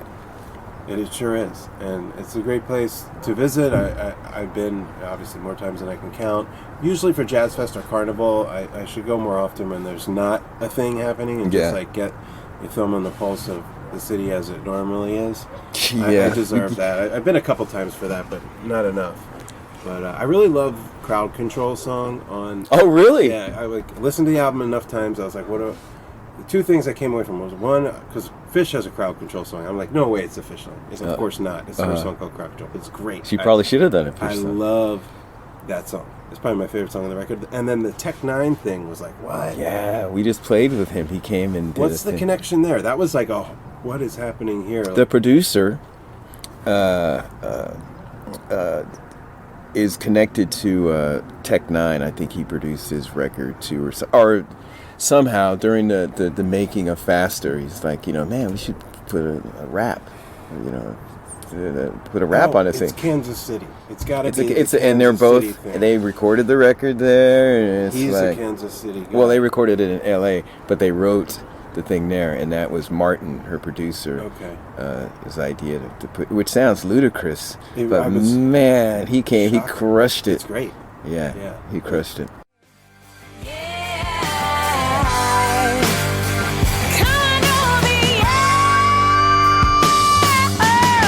Never keep it inside when I feel some way, I gotta release. And I say a whole lot, they be hoping it sees. People nowadays will make your word equivalent to a headshot. But when they really know what you say is cool and calm as TED Talk. Pride is in the way, all the fake and lies will end today. You're mistaken why you in the gray. I begin to spray live and win the pay. Cause I say what I wanna say, when I wanna say it, when I come to late. Those are the two songs that I came away from. I like Better Be Lonely, like an anthem kind of thing. She's got songs that we don't even play, and I know this because of Back to the Catalog thing. But she's got some of the early stuff that she did too. I'm like, man, I hope we bring that one up too. Like maybe it didn't get noticed the first time around and we could do it. But she's got some rockin' tunes. Some of it reminds me of like early Stones,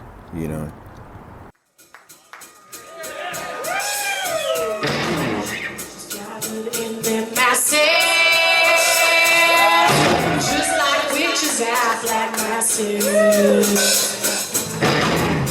Minds apply destruction. Sorcerers of death's construction. Feels the bodies burning. As the world machine keeps turning. Doesn't hatred to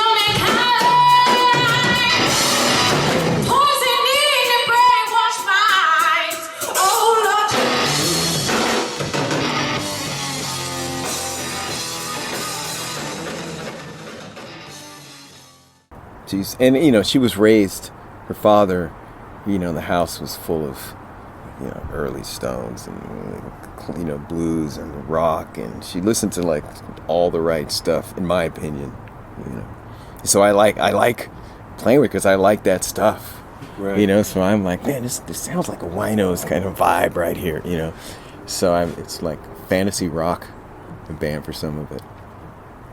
Yeah, I hope I get to see you play with her. I think it'll happen. Yeah, there's a West Coast run in the... You think they'll probably reschedule the stuff that didn't happen? There's something in the Grass Valley coming up. Oh, yeah? Yeah. I'll go up there. I lived there for 5 years. I got a lot of friends up there. Yeah, I'll let you know. I'll let you know. Please do. Something's happening. And speaking of, what else, if anything, you got on the pipeline? What can we look for from Ron Johnson, besides the Samantha Fish Band? You got any other things brewing? I'm trying to figure out how to do a project under my own name in New Orleans. I mean, I could call people and just put it together, but I have all these songs that need to be... I've been working with Terrence Higgins, actually, on these tunes, because I use his drum tracks. I write around his drum tracks. I wrote all these songs. It sounds cool when you just get this bare drum track and then you start adding guitar and keyboards and bass and all that stuff. And Terrence is like, that's me. I'm like, yeah, man, it's... Yeah. it's you. So I have to do the work and put that together and believe that people will want to, because I'm thinking nobody gives a shit. I don't want to, I just don't want to have my heart broken. You post something, and 2 people like it, and you're like, I knew it. Yeah, you just crawl back. But I think people would be interested to hear what your voice, like whether literally you sing or just your voice, like the music you'd want to communicate, because you've been backing so many beloved artists. Like we've gone through the past hour just talking about all these icons, Warren, Karl, Gregg, and then even like an Anders, Samantha Fish. These are like celebrated beloved artists to their communities. Yeah. So there's a network to support you your hope. efforts. You hope. I mean, I hope. You're looking at one person that's got a big megaphone. So in addition to this pod, you put on a record.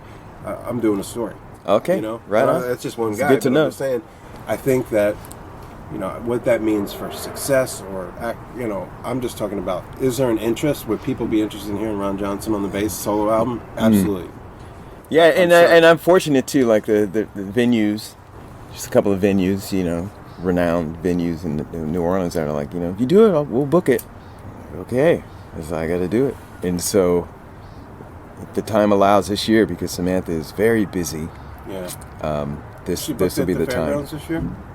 Oh yeah. Nice. Yeah, second weekend. Perfect. You'll be there. I'll be there. Okay. With my mom. Okay, really? And my girl. Yeah, we do it as a family. I'm looking forward to seeing Erykah Badu. Oh, obviously. But then Stevie Nicks is a headliner, and I'm sure I'll be all nostalgic. I'll be nostalgic, Well, we love Badu. She's one of our favorites. We see her all the time, and it's never the same show twice. Yeah, exactly. And she's got a great band. That's probably the next opportunity. Unless y'all swing out here before then, that'll be my cherry pop for some reason. But I got to be honest, people whose opinions I respect, a lot of them really like. Man, she worked so hard. And when I'm playing with her, like when I first started playing with her, I thought, man, I'm playing with a star. It just felt, it's like she puts work into, appearance, the music. She wears a lot of hats in the band, and you see how hard she works. It makes you work harder, I'm like, yeah, okay, I'll step up the fashion game too to make her look good. I'm gonna be back there with baseball cap and tennis shoes, and it's like whatever I can to help this person that is working towards this goal. It's like, okay, hey, I'll do what I can. I'm in. Fire under you. Yeah. So I'm. It's great to be working with someone that works so hard. Not that any other people in the past didn't, but there's just more to it. It's also like a different genre. I've never really played in it's blues. Everything she plays is blues based, but this current album was more of a pop. Yeah, I was gonna say record. Very pop. Yeah, so the closest I ever got to that was like the Brett Dennen thing, but I like playing, crowd control and, Forever Together, like sometimes I'm like, this is different. It's all music. All music, What song should I play on the pod? I play a little bit of everything we talked about, but I'll play a song at the end. Oh, if you can find something live. Play Loud. Play the Tech 9 version of Loud. When he came out, there's a video that's I think it's like multi-track thing or something on YouTube. Cool. So yeah, that would be good. Play Loud. That's what I'll do. Okay. Right on. Yeah, man. I really appreciate you taking the time to come through. The sun made it down. Yeah. It's great to have you at my house. I'm gonna go get some acupuncture. Alma acupuncture. Perfect. Are you hip to that spot? No, but my girl is. She's the best, man. Yeah. Sarah's. She's great. Yeah. Well, I'm stoked for you, man. I'm looking forward to Jazz Fest and. Shit, whenever else I can catch you playing music. You keep us posted on all things Ron Johnson. I will. Stay safe, man. Yeah. How are you? Things are good for you around here? Yeah. I mean, we're lucky we live in this neighborhood, and, I give thanks. But, there's been weird stuff everywhere. Oh, man. Yeah, exactly. We are lucky. New Orleans is on fire, and people crazy. Yeah. But we are lucky to have music outlets, art, creativity. Yeah. It's important. It's all we got right now. We need to share it with other people so they have an outlet. Yeah, man. So we're going to share all the stuff you talked about. We'll stitch in a little bit of music. Cool. And put, how we can... Thanks for having me, man. I'm honored. Yeah. The feelings are mutual. Like I said, you were the very first and he gave me the handoff, and here we are. That's So, very cool, man. give thanks. Right on, I appreciate you. Yeah, brother. Ron Johnson on the bass. Ron Johnson on the bass.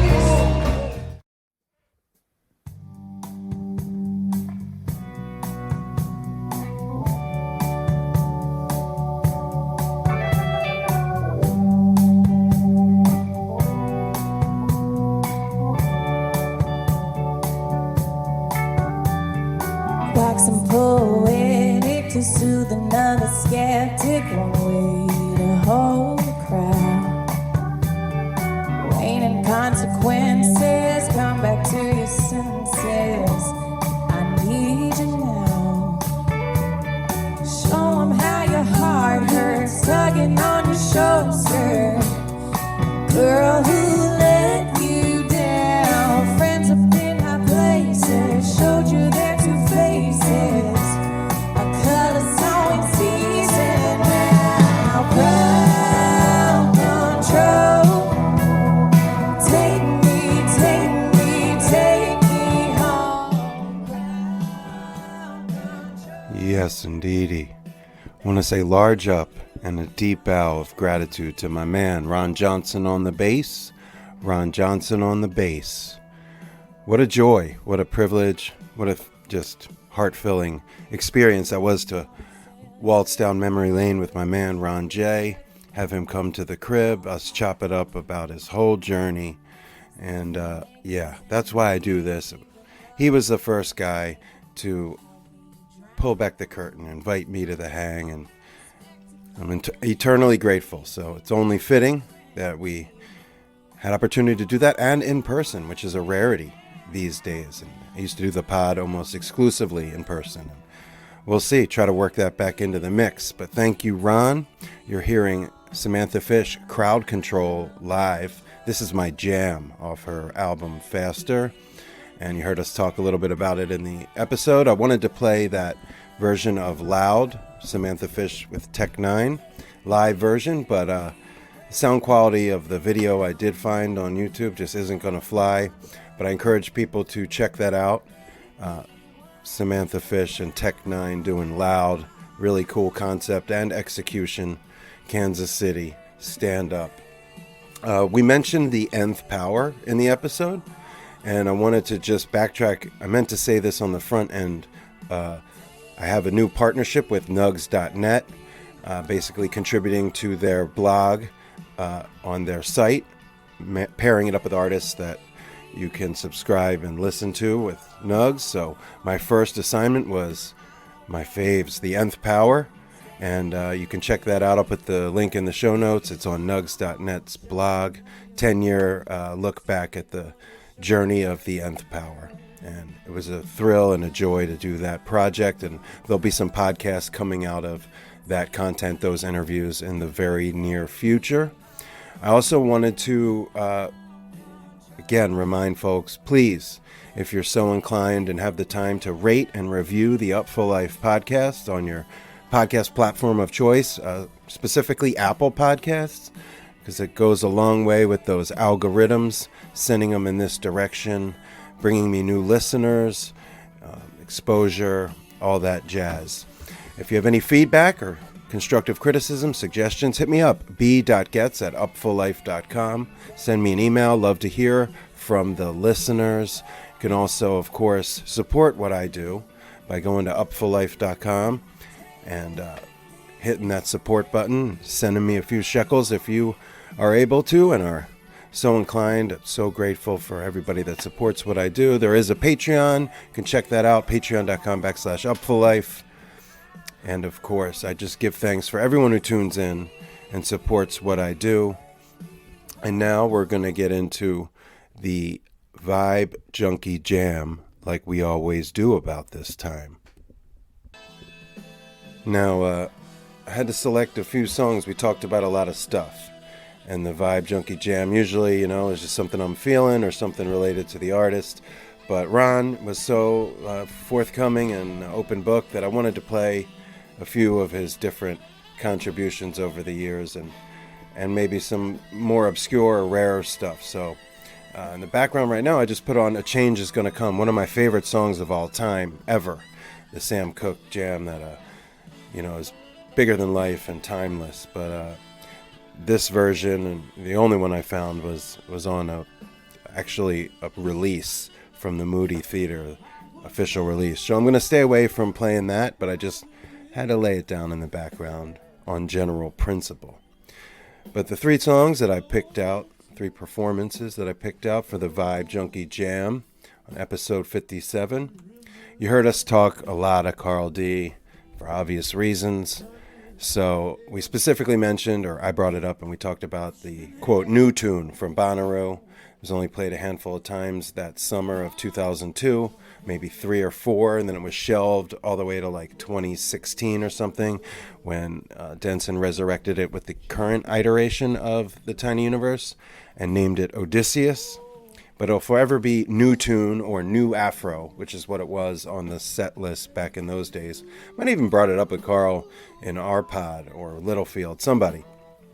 But I love this tune. I've loved it since I took it in live that summer, specifically at that Bonnaroo, which was my favorite Denson show probably of all time, Late Night Bonnaroo 2002, or the High Sierra that I mentioned earlier in the pod, 2003, both late night. Then, of course, there's New Orleans late nights with Lenny Kravitz. Oh, man. Thank you, Diesel. And thank you, Ron Johnson. So we're going to play that, quote, new tune or new Afro or Odysseus from Bonnaroo first. It's a lengthy jam with a lot of parts. It's a great upgraded tape on the archive. I think from Lazy Lightning, if I'm not mistaken. And then we're going to go with that Gregg Allman Band from Wani 2016. Shout out Scott T, my brother from another. It's his version of Whipping Post, which I found on YouTube, and I'm going to play it. It's funky and groovy and soulful, man. It's got a vibe. So we're going to play Gregg Allman with Ron Johnson and, of course, Peter Levin, the awesome band they had at that time. Wani 2016 Whipping Post, and we're going to finish with Nigel Hall Band, Sullivan Hall, January 27th, 2013. God Bless the Absentee. It's a Paul Simon song. Thanks to my man Mark Millman for the footage and the audio. This is Nigel with Ron Johnson and with Adam Schmeens Smirnoff and Adam Deitch from Lettuce, and also from Lettuce at the time, Alicia Shakur, who's now with Tedeschi Trucks Band, and also has an amazing solo project release, Shakura. So we're going to finish with Nigel, God Bless the Absentee from 2013. Of course, Nigel's been on the Upful Life podcast. Check it out. It's a great episode. They're all great episodes. They're all dear to my heart, just like all these artists and all this music and all of you listening. And, of course, this fucking song, A Change Is Gonna Come. I encourage you all to check out Warren Haynes Band's version, Ron Johnson, live at the Moody Theater, number 16 on the compact disc. And with that, I think we'll say goodbye and Jah bless, and we'll see you next time. Thank you so much for tuning in. Yes, indeedy.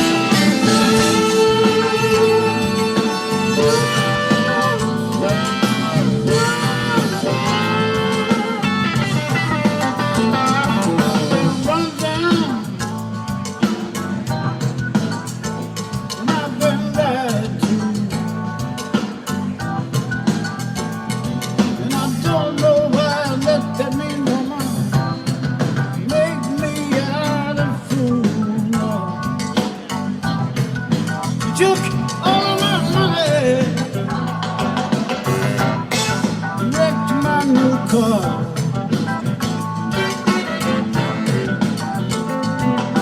Now she's with one of my good time buddies, drinking at some close town bar.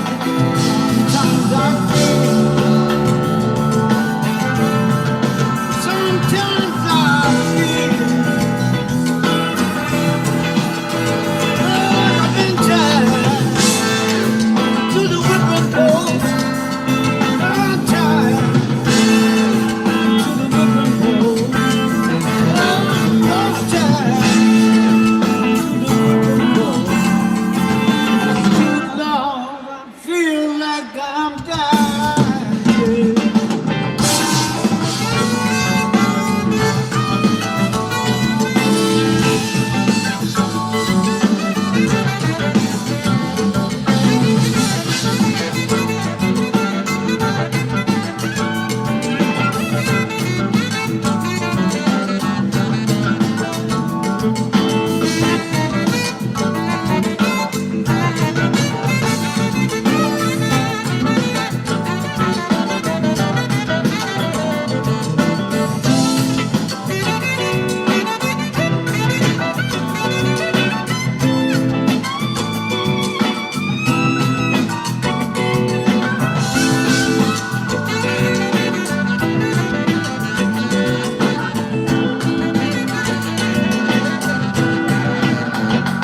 My friends tell me,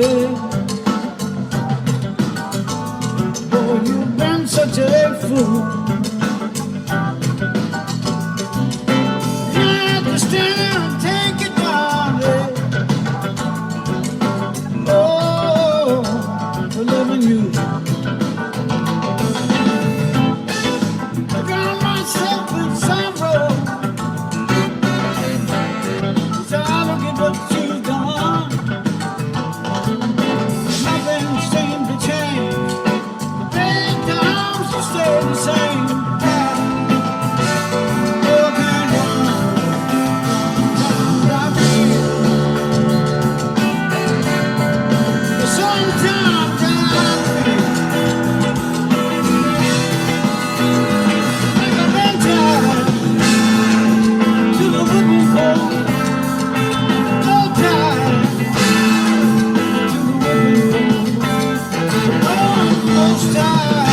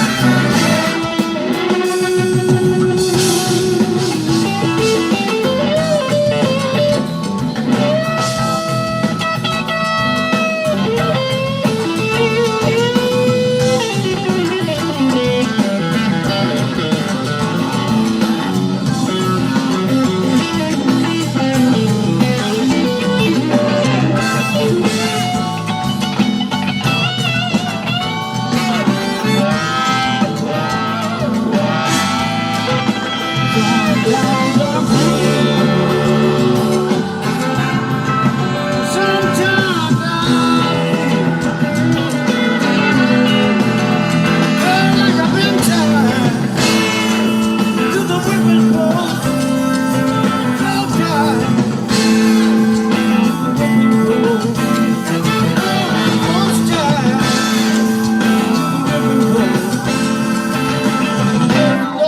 To feel like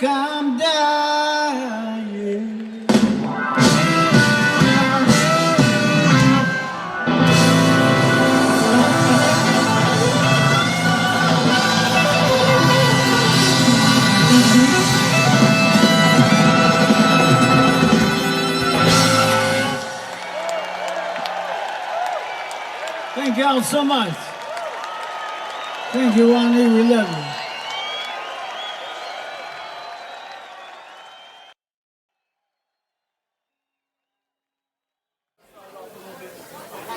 Alright, this is a tune written by a great songwriter by the name of Paul Simon. And, yeah.